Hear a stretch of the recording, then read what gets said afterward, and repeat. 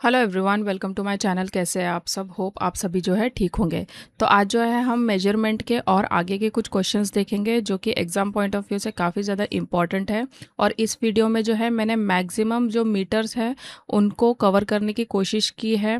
जैसे जैसे क्वेश्चन आए हैं वैसे वैसे जो है मैंने जितने भी मीटर्स हैं उनको फुल्ली जो है एक्सप्लेन किया, फुल्ली जो है मैंने उसको एक्सप्लेन किया हुआ है। जो भी इम्पॉर्टेंट चीज़ें हैं उन मीटर्स की, वो ताकि जो बेसिक प्रिंसिपल और वर्किंग है वो तो आपको किसी भी बुक में मिल जाएगा, लेकिन जो इम्पॉर्टेंट चीज़ें हैं वो मैंने इस वीडियो में कवर करने की कोशिश की है। तो आप जो है इस वीडियो को कंप्लीट देखिए और चलिए फटाफट से स्टार्ट करते हैं आज का वीडियो।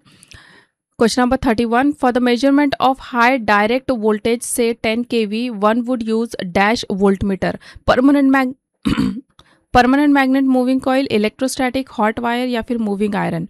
तो हाई डायरेक्ट वोल्टेज जैसे 10 kV को मेजर करने के लिए इलेक्ट्रोस्टैटिक वोल्टमीटर का यूज़ यहाँ पे किया जाता है। ठीक है, तो ऑप्शन नंबर 2 है इसका करेक्ट आंसर। क्यों? क्योंकि इलेक्ट्रोस्टैटिक वोल्टमीटर बहुत ज़्यादा वोल्टेज पर भी काम कर सकता है और इसमें करंट जो है वो बहुत कम फ्लो होता है और इसीलिए ये जो है हाई वोल्टेज मेजरमेंट के लिए सुटेबल होता है।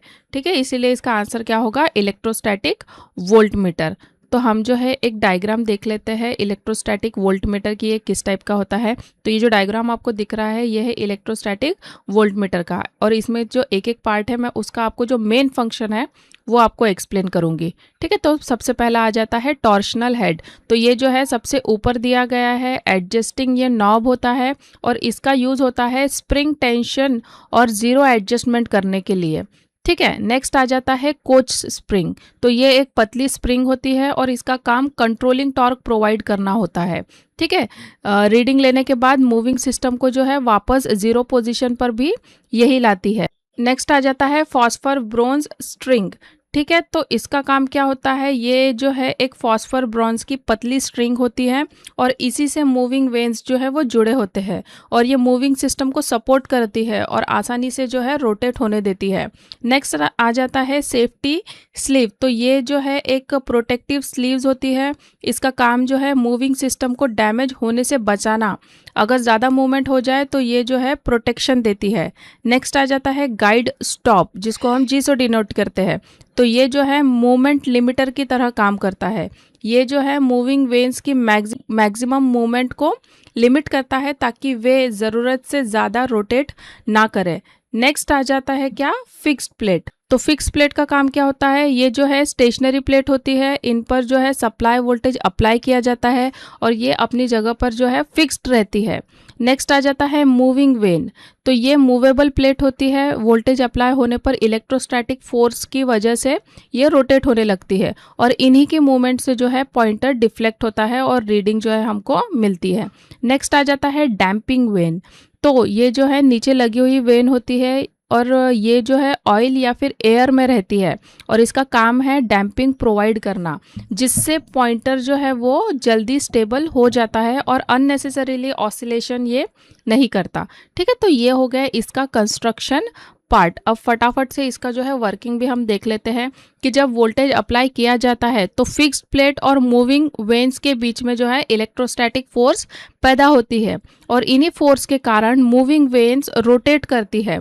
Coach spring controlling torque provide करती है और डैम्पिंग वेन पॉइंटर को स्टेबल करती है और अंत में क्या होता है कि पॉइंटर जो है वो हमको करेक्ट रीडिंग शो करता है। ठीक है, तो इस टाइप से हुआ ये इलेक्ट्रोस्टैटिक वोल्टमीटर का कंस्ट्रक्शन एंड उसका वर्किंग।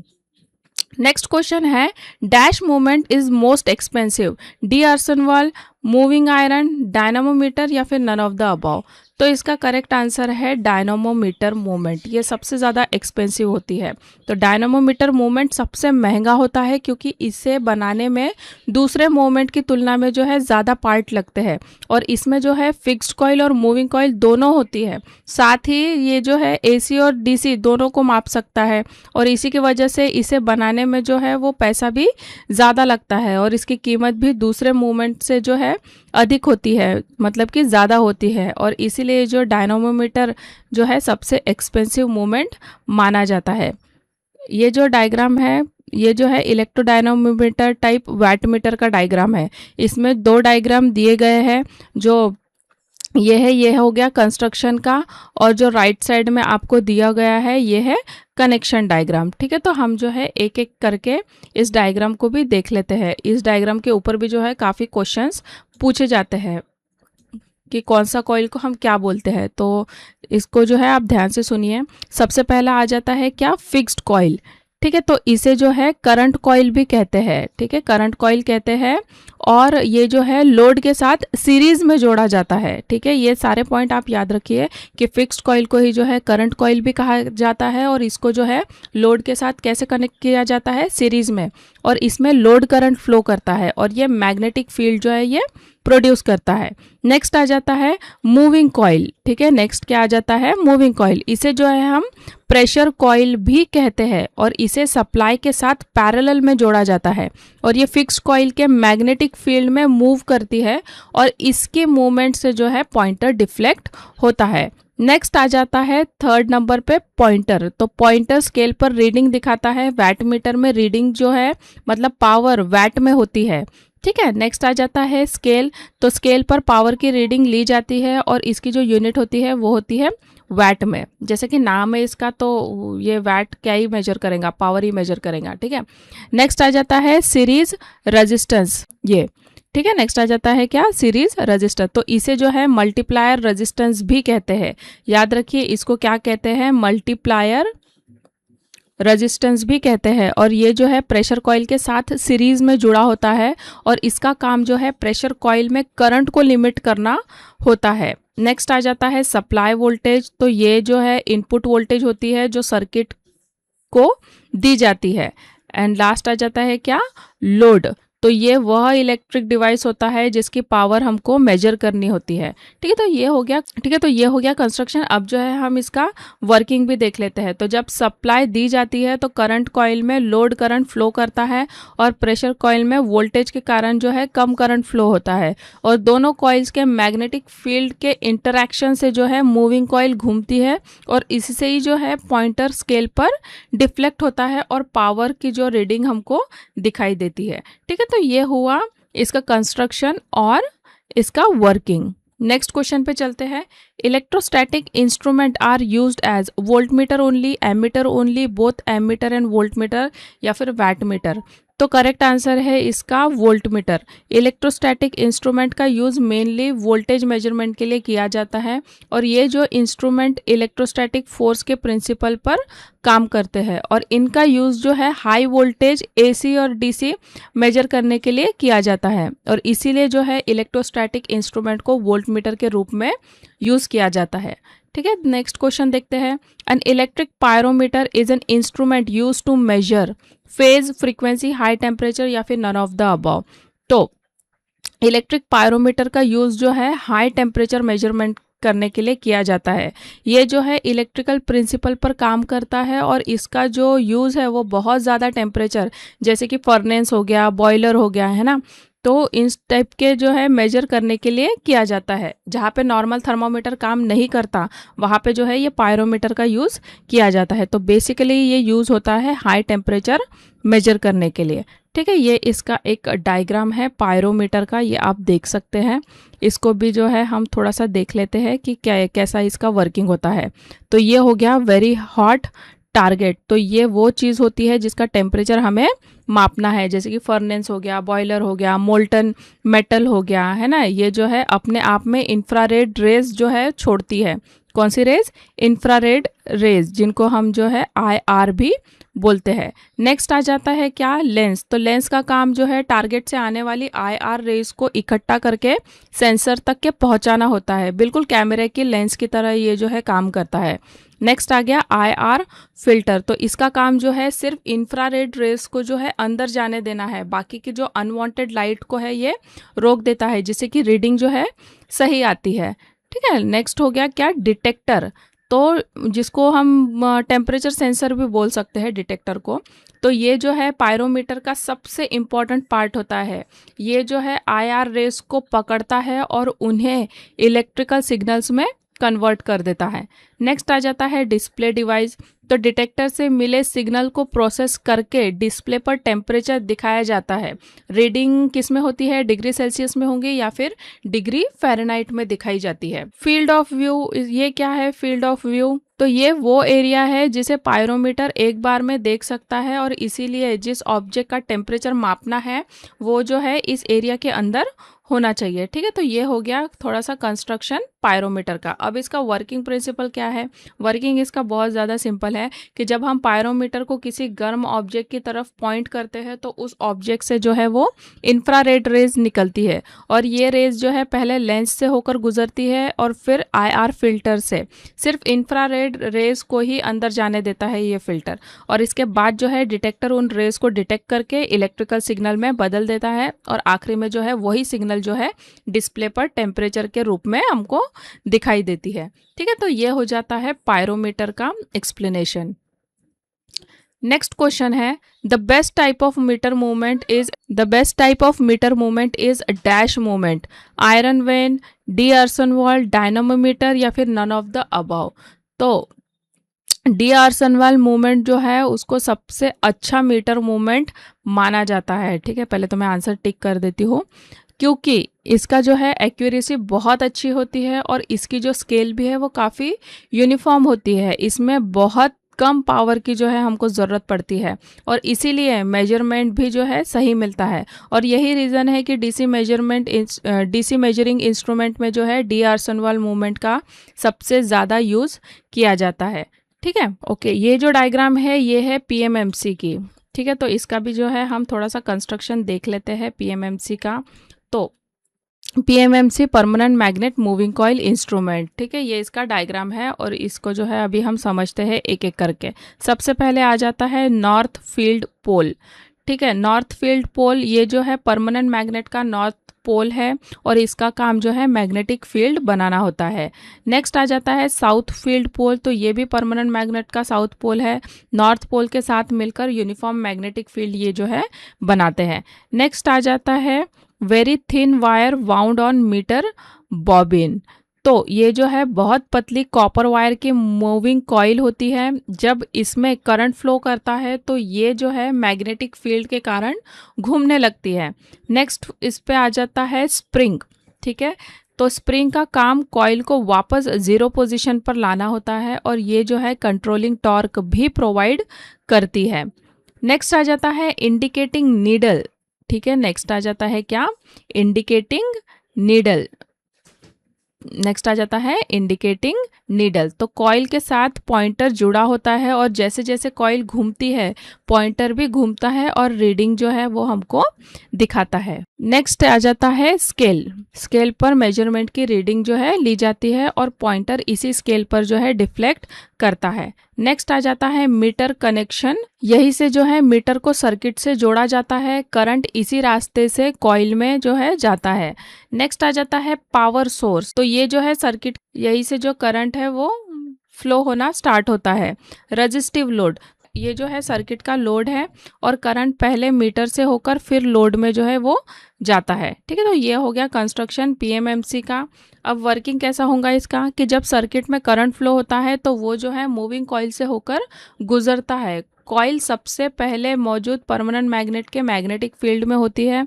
करंट और मैग्नेटिक फील्ड की वजह से जो कॉइल पर फोर्स लगता है और वो जो है घूमने लगती है। कॉइल के साथ जुड़ा पॉइंटर भी घूमता है और स्केल पर रीडिंग दिखाता है। तो जब करंट बंद हो जाता है तो स्प्रिंग पॉइंटर और कॉइल को जो है वापस जीरो पोजीशन पर ले आती है। ठीक है, तो ये हो गया इसका बेसिक सा कंस्ट्रक्शन एंड इसका वर्किंग। इससे जुड़े जो इम्पोर्टेंट पॉइंट है जो आपको एग्जाम पॉइंट ऑफ व्यू से याद रखना है वो ये है कि मैग्नेट क्या करता है, मैग्नेटिक फील्ड बनाता है। मूविंग कॉइल क्या करता है, करंट मिलने पर घूमती है। स्प्रिंग क्या करता है, कॉइल को जीरो पोजीशन पर वापस लाती है। पॉइंटर जो है रीडिंग दिखाता है और पीएमएमसी इंस्ट्रूमेंट जो है केवल और केवल डीसी पर ही वर्क करता है। ठीक है, नेक्स्ट क्वेश्चन हो गया हमारा question number 36। Dash instrument are most moving iron, hot wire, dynamometer या फिर परमानेंट मैग्नेट। तो मूविंग कॉइल इंस्ट्रूमेंट जो है सबसे सेंसिटिव इंस्ट्रूमेंट होते हैं। इनकी सेंसिटिविटी ज़्यादा होती है क्योंकि ये बहुत छोटे करंट को भी है डिटेक्ट कर सकते हैं, और इनमें जो है मूविंग कॉइल और परमानेंट मैग्नेट का यूज़ होता है, और इसीलिए इनकी जो एक्यूरेसी है वो भी काफ़ी अच्छी होती है। तो इसका आंसर क्या हो जाएगा? इसका आंसर हो जाएगा option number D, moving coil instrument. ठीक है, इसका जो है डायग्राम हम देख चुके हैं और इसका एक्सप्लेनेशन भी मैंने जो है आपको बता दिया है। नेक्स्ट क्वेश्चन है, an induction type ammeter dash damping is provided, air friction, eddy current, fluid friction या फिर नन ऑफ द अबव। तो यहाँ पे मैं पहले आंसर बता देती हूँ। इसका आंसर है एडी करंट डैम्पिंग। तो इंडक्शन टाइप एमीटर में एडी करंट डैम्पिंग प्रोवाइड किया जाता है। जब एल्यूमिनियम डिस्क मैग्नेटिक फील्ड में रोटेट करती है तब उसमें जो है एडी करंट प्रोड्यूस होता है, और ये जो एडी करंट है मोशन को अपोज करते हैं और पॉइंटर को जल्दी स्टेबल पोजीशन पर लाने में हेल्प करते हैं। ठीक है, तो इसका आंसर होगा ऑप्शन नंबर 2। नेक्स्ट है, the most commonly use induction type instrument is induction voltmeter, induction wattmeter, induction watt hour meter या फिर इंडक्शन एमीटर। तो इंडक्शन टाइप इंस्ट्रूमेंट में इंडक्शन वैट आवर मीटर सबसे ज़्यादा यूज़ किया जाता है, और इसका काम बिजली की एनर्जी कंजम्पशन को नापना होता है। ठीक है, और यही मीटर जो है हमारे घरों में, दुकानों में, इंडस्ट्री में लगाया जाता है, जिसके ही आधार पे जो है बिजली का बिल बनाया जाता है, और इसीलिए इंडक्शन टाइप इंस्ट्रूमेंट में जो है इंडक्शन वैट आवर मीटर सबसे कॉमन इंस्ट्रूमेंट माना जाता है। तो इसका आंसर क्या हो जाएगा? Induction watt hour meter. तो इसका जो है हम थोड़ा सा एक एक्सप्लेनेशन भी देख लेते हैं। ठीक है, तो ये जो डायग्राम है ये है वैट आवर मीटर का। तो इसमें जो है आपको दिख रही होंगी, ये हो गई हमारी करंट कॉइल। तो इसको जो है सीरीज कॉइल भी कहते हैं, और ये लोड के साथ सीरीज में जुड़ी होती है, और इसमें लोड का जो है पूरा करंट फ्लो करता है, और इसका काम है मैग्नेटिक फील्ड बनाना। नेक्स्ट आ जाता है क्या? Pressure coil. नेक्स्ट आ जाता है क्या? Pressure coil. तो इसे जो है शंट कॉइल भी कहते हैं। ये सप्लाई के साथ पैरेलल में जुड़ी होती है, और इसमें बहुत कम करंट फ्लो करता है, और ये वोल्टेज के अकॉर्डिंग मैग्नेटिक फील्ड बनाती है। नेक्स्ट आ जाता है क्या? Series magnet. नेक्स्ट आ जाता है सीरीज मैग्नेट। तो ये जो है करंट कॉइल के साथ लगा होता है, और इसका काम करंट कॉइल से बनने वाले मैग्नेटिक फील्ड को मजबूत करना होता है। ठीक है, नेक्स्ट आ जाता है क्या? Shunt magnet. नेक्स्ट आ जाता है शंट मैग्नेट, और ये जो है प्रेशर कॉइल के साथ लगा होता है। ये वोल्टेज के अकॉर्डिंग मैग्नेटिक फील्ड बनाता है।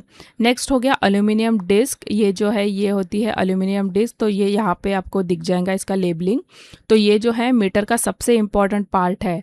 करंट कॉइल और प्रेशर कॉइल के मैग्नेटिक फील्ड की वजह से ये जो डिस्क है घूमती है।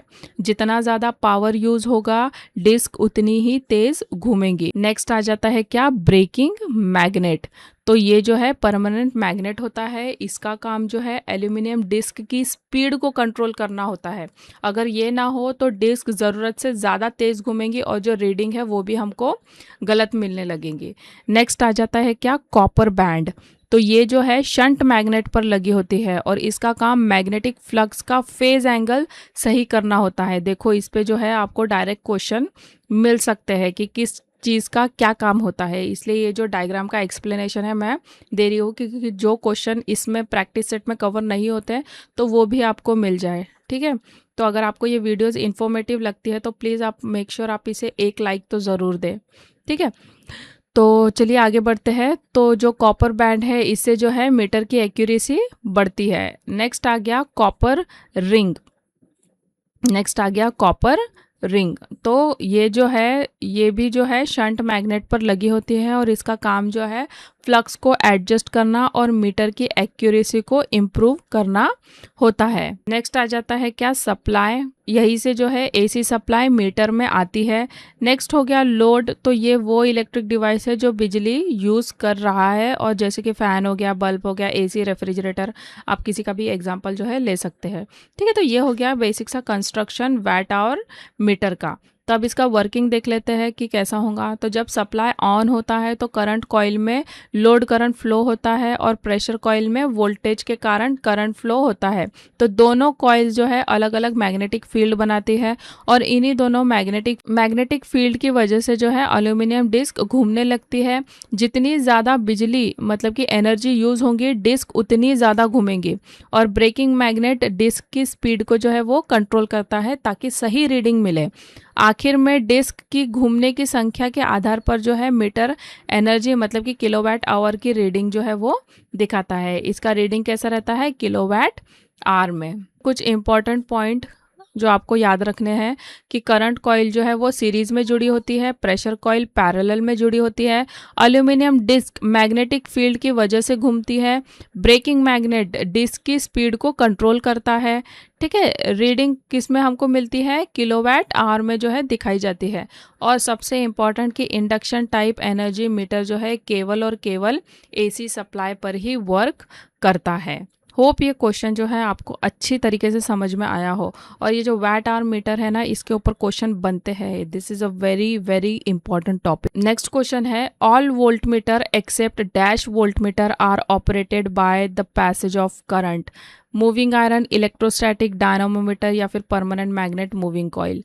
तो इलेक्ट्रोस्टैटिक तो इसका आंसर है। तो ज़्यादातर वोल्ट मीटर में करंट फ्लो होने पर ही पॉइंटर मूवमेंट होता है, लेकिन इलेक्ट्रोस्टैटिक वोल्ट मीटर में करंट फ्लो की ज़रूरत नहीं होती। ये जो इलेक्ट्रोस्टैटिक फोर्स के प्रिंसिपल पर जो है ये काम करता है और इसीलिए इलेक्ट्रोस्टैटिक वोल्ट मीटर को छोड़कर बाकी सभी वोल्ट मीटर करंट के पैसेज से ऑपरेट होते हैं। ठीक है, ये डायग्राम इसको जो है हम ऑलरेडी वीडियो के स्टार्टिंग में एक्सप्लेन कर चुके हैं। एंड नेक्स्ट क्वेश्चन है the watt hour meter is a dash instrument, an integrating, indicating, recording या फिर ए ट्रांसफ़र। तो ये जो है ये इसके कॉन्सेप्ट जो है वीडियो नंबर 1 में ही आपको मिल चुके हैं। इंडिकेटिंग, इंटीग्रेटिंग, रिकॉर्डिंग ये क्या होता है। ठीक है, तो ये क्वेश्चन तो आपको आ ही जाना चाहिए। फिर भी मैं इसका आंसर बता देती हूँ कि ये जो है ये इंटीग्रेटिंग इंस्ट्रूमेंट है। तो वैट आवर मीटर एक जो है इंटीग्रेटिंग इंस्ट्रूमेंट होता है क्योंकि ये किसी एक समय की रीडिंग नहीं दिखाता बल्कि जो है ये कुछ समय तक के यूज़ हुई टोटल इलेक्ट्रिकल एनर्जी को जो है ये मापता है। यानी कि ये जो है समय के साथ एनर्जी को जोड़कर दैट इज इंटीग्रेट करके उसकी जो है टोटल वैल्यू जो है हमको बताता है। और इसी वजह से बिजली का बिल बनाने के लिए जो है वैट आवर मीटर का यूज़ किया जाता है। ठीक है, तो ये था आज का वीडियो। होप आपको ये जो है वीडियो पसंद आया होगा। अगर आपको अच्छा लगता है तो प्लीज़ मेक श्योर आप इसे लाइक कीजिए and thank you so much for watching.